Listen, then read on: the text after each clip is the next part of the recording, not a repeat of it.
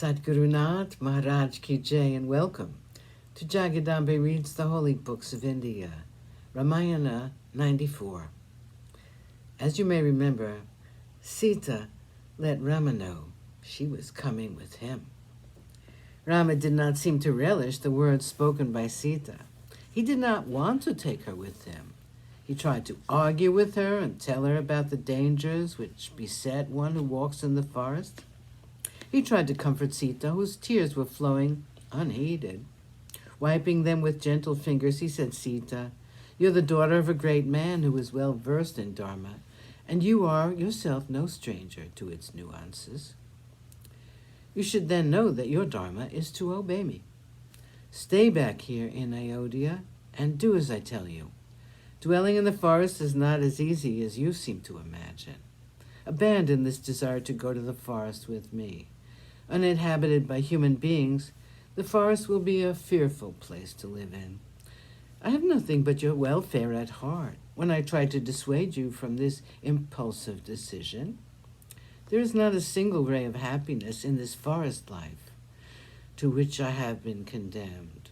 Wild animals are there in plenty to frighten you and make you miserable because of the constant danger to life. You talk about sporting in the rivers, but you do not seem to realize that the rivers are full of crocodiles, which will grab you and never let you go. The paths are not there at all, which you have to follow.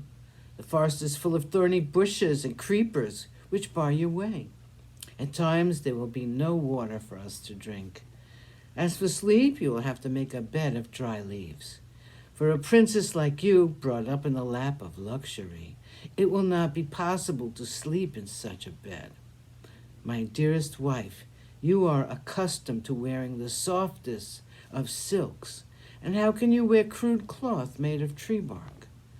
Your beautiful soft hair will all be tangled into a mass, since you'll not be able to take care of it. You may have to starve at times because of lack of fruits and roots in some places, and again there will be the seasons to reckon with.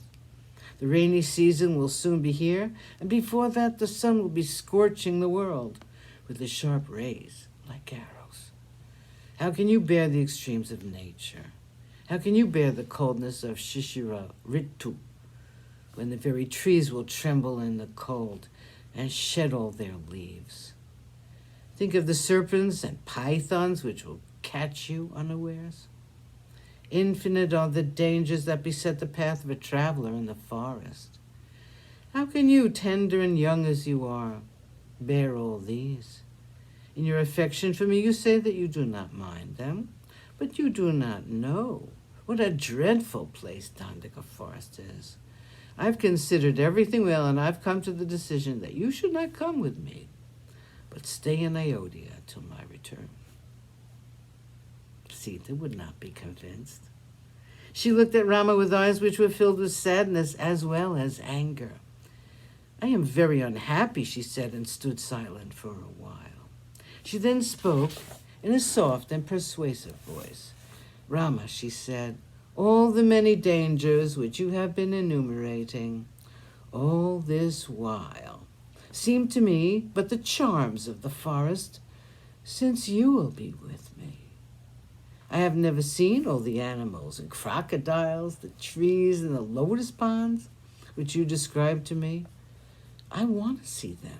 And again, when they see you, they will all resort to flight, afraid of you and your valor.